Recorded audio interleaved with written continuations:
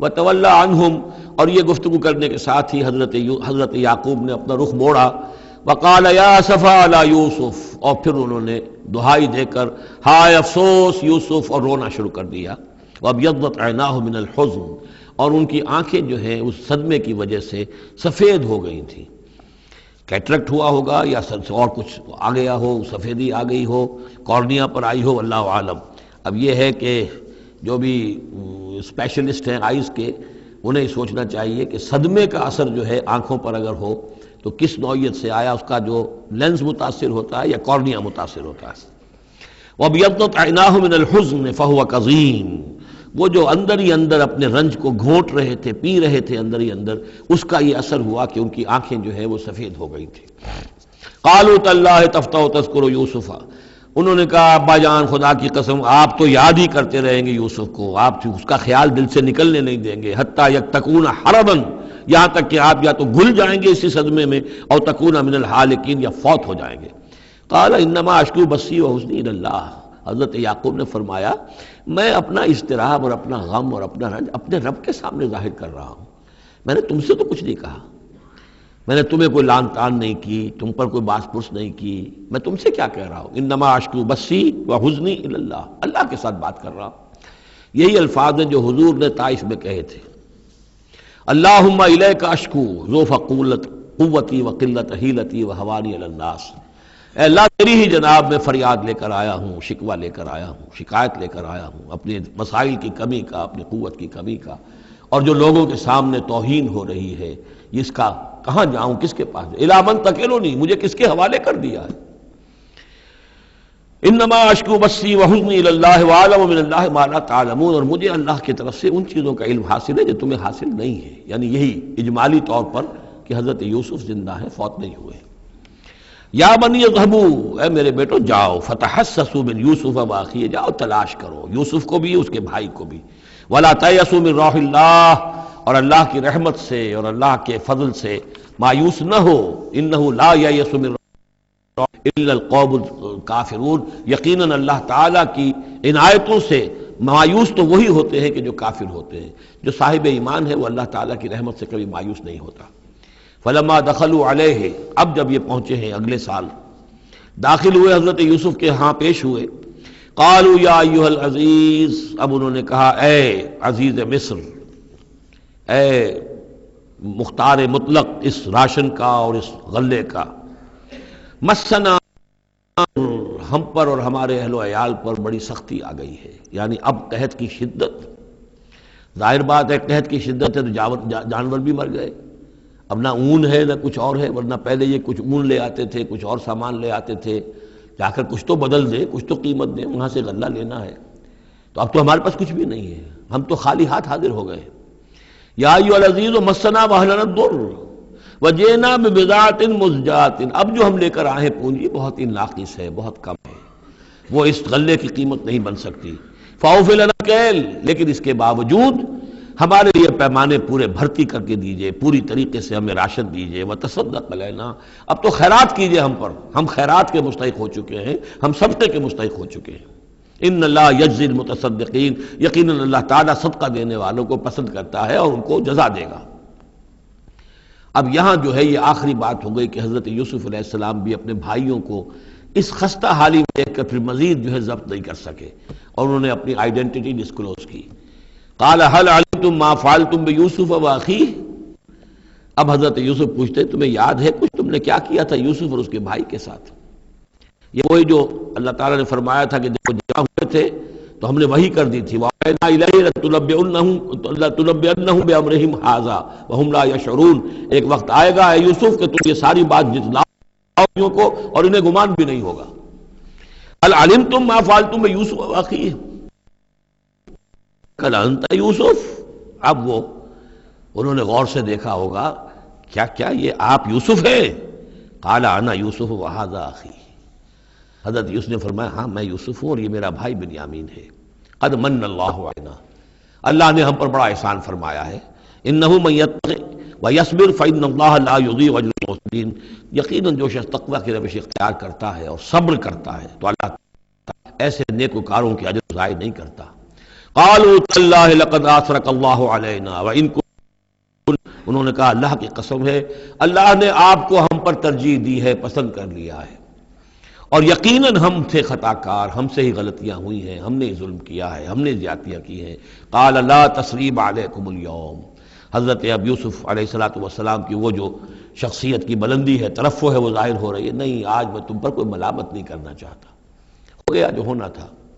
قال لا تثریب علیکم اليوم یغفر اللہ لکم، اللہ تمہیں معاف کرے، وہو ارحم الراحمین، اور وہ بہترین رحم کرنے والا، تمام رحم کرنے والوں سے بڑھ کر رحم کرنے والا ہے۔ اذهبوا بقمیصی ھذا، یہ میرا کرتا لے جاؤ،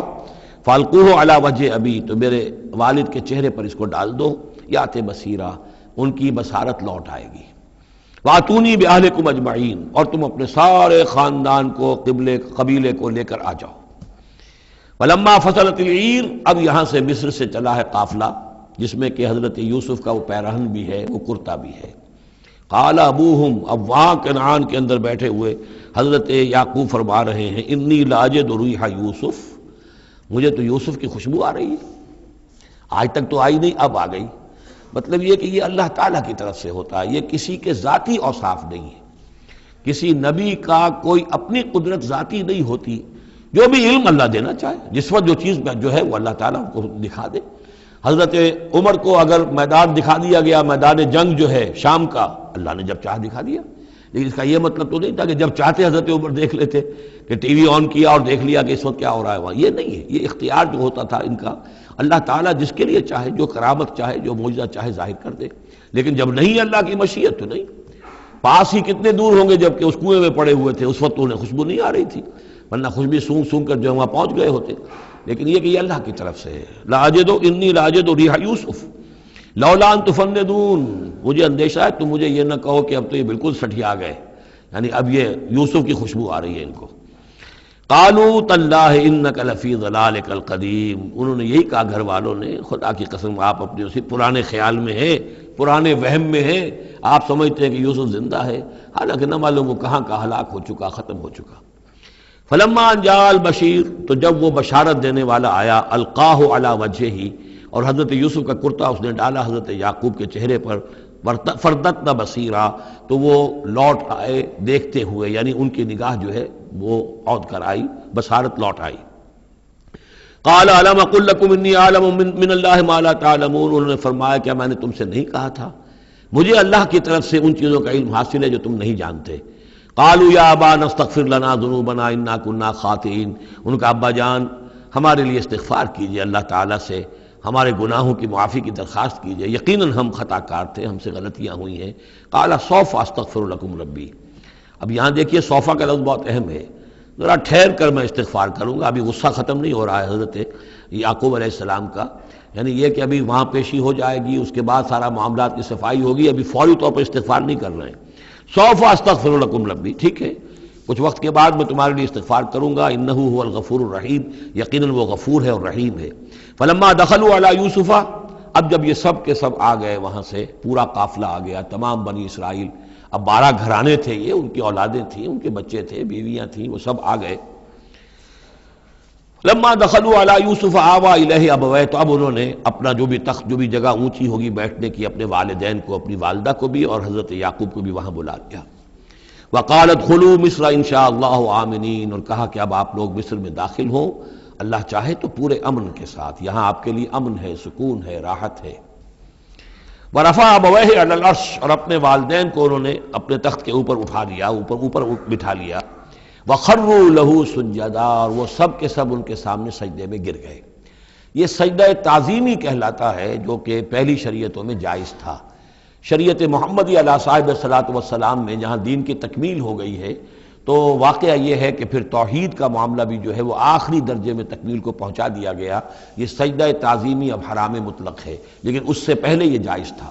ہمارے ہاں بعض لوگ جو ہیں وہ قبروں کو یا اور ہم اپنے پیروں کو، بزرگوں کو کہتے ہیں سجدہ کرتے ہیں یا جھکتے ہیں، تو دلیل پکڑتے ہیں ان چیزوں سے کہ یہ سجدہ دیکھو حضرت ابراہیم سے ثابت ہے، فلاں سے ثابت ہے، اور یہ جو حضرت یوسف کو سجدہ کیا گیا ہے، لیکن یہ سجدہ سمجھ لیجئے سجدہ تعظیمی جائز تھا، اس میں کوئی شک نہیں، لیکن اب یہ حرام مطلق ہے۔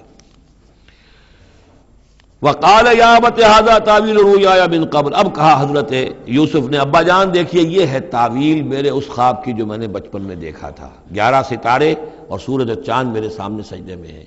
تو گویا کہ 11 بھائی اب سجدے میں ہیں اور والدین سورج اور چاند کے حکم میں ہیں۔ قد جعلها ربی حقا، میرے رب نے اس خواب کو سچا کر دکھایا۔ وقد احسن بی اذ اخرجنی من السجن، اور اس نے کتنا ہی میرے ساتھ اچھا سلوک کیا، انعام فرمایا مجھ پر جبکہ مجھے قید خانے سے نکلوایا۔ بدو، اور آپ سب لوگوں کو لے آیا ہے یہاں بادیہ نشینی کی سخت زندگی سے نکال کر یہاں حضارت اور تمدن اور وقت کی عظیم ترین جو متمدن ملک ہے اس کے اندر آپ کو پہنچا دیا۔ من بعد ان نزغ الشیطان بینی و بین اخوتی، اس کے بعد کہ شیطان نے میرے اور میرے بھائیوں کے درمیان دشمنی ڈال دی تھی۔ ان ربی لطیف لما یشاء، یقیناً میرا رب تدبیر کرتا ہے بہت خفیہ طور پر جس چیز کی وہ چاہتا ہے، لوگوں کو سمجھ میں نہیں آتا لیکن اللہ تعالیٰ کی تدبیر جو ہے وہ بالآخر کامیاب ہوتی ہے۔ انہ هو العلیم الحکیم، یقیناً وہی ہے ہر شے کا علم رکھنے والا۔ رب قد آتیتنی من الملک، اب دعا کر رہے ہیں اللہ تعالیٰ کی طرف رجوع کر کے، پروردگار تو نے مجھے حکومت بھی عطا کی، وعلمتنی من تعویل الاحادیث، اور مجھے چیزوں کی تہ تک پہنچنا، باتوں کی تہ تک پہنچنا یا خاص کا جاننا، یہ علم سکھایا۔ فاطر السماوات والارض، اے وہ ہستی جس نے آسمان اور زمین کو پیدا کیا ہے، انت ولی فی الدنیا والآخرہ، تو ہی میرا پشتپناہ ہے، مددگار ہے، کارساز ہے، دنیا میں بھی آخرت میں بھی۔ توفنی مسلمن، مجھے وفات دیجو اسی حالت اسلام میں، فرما برداری ہی کی حالت میں، والحقنی بالصالحین، اور مجھے شامل کر دیجو اپنے صالح بندوں میں۔ ذالک من انباء الغیب نوحیہ الیک، یہ ہیں غیب کی خبروں میں سے جو ہم وحی کر رہے ہیں اے نبی، اے محمد آپ کی جانب۔ وما کنت لدیہم اذ اجمعوا امرہم وما ہم یمکرون، اور آپ تو ان کے پاس موجود نہیں تھے جب انہوں نے فیصلہ کیا تھا، اتفاق رائے کیا تھا حضرت یوسف کے بارے میں، اور جب کہ وہ چال چل رہے تھے، پلاننگ کر رہے تھے۔ وما اکثر الناس ولو حرصت بمؤمنین، اور یہ بھی سن لیجئے آپ کتنا ہی چاہیں لیکن اکثر لوگ ایمان لانے والے نہیں ہیں۔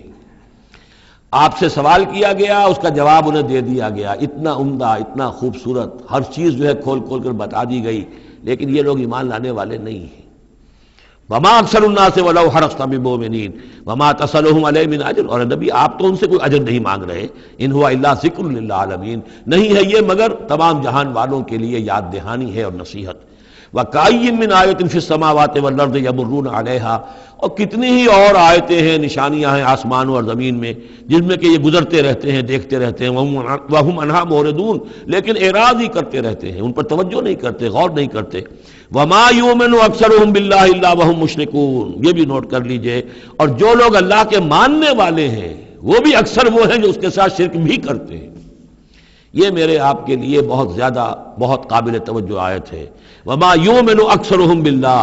ان میں کی اکثریت اللہ پر ایمان نہیں رکھتی، الا وهم مشرکون، مگر کسی نہ کسی نوع کا شرک بھی کرتی ہے۔ یہ اصل میں اس دور میں پھر بڑی ضرورت ہے، پھر توجہ دلا رہا ہوں، شرک کی حقیقت کیا ہے، اس کی قسمیں کیا ہیں، اس کی صورتیں کیا ہیں، زمانہ ماضی میں شرک جو ہے کس کس شکل میں تھا، ماضی قریب میں اور اس کی کون سی شکلیں بھی ایجاد ہوئیں، آج کے دور میں سب سے بڑا شرک کون سا ہے، کون کون سے بڑے شرک ہیں جن میں ہم ملوث ہیں۔ تو یہ مضمون جو ہے قرآن مجید میں آپ دیکھ رہے ہیں کہ شرک یعنی بدترین گناہ، وہ کہ جس کے جرم کے بارے میں اللہ نے فرما دیا 2 مرتبہ سورہ نساء میں کہ اس کی معافی کا کوئی امکان نہیں۔ توبہ ہے، ہاں توبہ کر لو معافی ہو جائے گی، باقی اس سے کم تر ہر گناہ کے بارے میں امید کم سے کم دلا دی ہے کہ اللہ تمہاری بغیر توبہ کے بھی چاہے گا تو معاف کر دے گا، لیکن یہ معاف نہیں ہوگا۔ ان اللہ لا یغفر ان یشرک بہ ویغفر ما دون ذلک لمن یشاء۔ اس اعتبار سے پھر میں آپ کو یاد دلا رہا ہوں کہ اس موضوع پر میرے جو 6 گھنٹے کے کیسٹس ہیں، 6 گھنٹے کی تقریریں ہیں، شرک فی الذات کیا ہے، شرک فی الصفات کیا ہے، شرک فی الحقوق کیا ہے، عہد حاضر کا شرک کیا ہے، نظریاتی شرک کیا ہے، سائنس میں یہ شرک کس طور سے آیا ہے، اور یہ جو قوم پرستانہ نظریہ ہے اس میں یہ شرک کس طرح آیا ہے، مادہ پرستی میں یہ شرک کیسے آیا ہے، نفس پرستی کس اعتبار سے شرک ہے، یہ دولت پرستی کس پہلو سے شرک ہے۔ تو ان چیزوں کو ابھی ضرورت ہے کہ آپ سمجھیں۔ وما یؤمن اکثرهم باللہ الا وهم مشرکون اللہم ربنا لا تجعلنا منہم اللہم اجعلنا من عبادک الموحدین۔ اللہ تعالی ہمیں اپنے موحد بندوں میں سے بنائے۔ بارک اللہ لی ولکم فی القرآن العظیم ونفعنی وإیاکم بالآیات والذکر الحکیم۔